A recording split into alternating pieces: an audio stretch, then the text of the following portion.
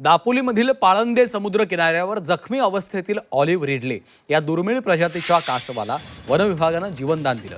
पशुवैद्यकीय अधिकाऱ्यांच्या सल्ल्याने या कासवावर तातडीने उपचार सुरू करण्यात आले। कासव पूर्णपणे बरा झाल्यानंतर कासवाला समुद्रामध्ये सुरक्षित अधिवासात सोडण्यात आलेला आहे।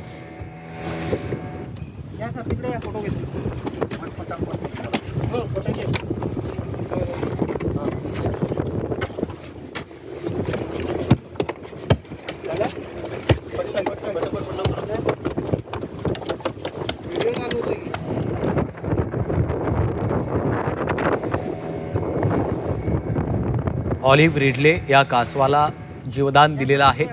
दुर्मिळ प्रजातीचा हा कासव आहे।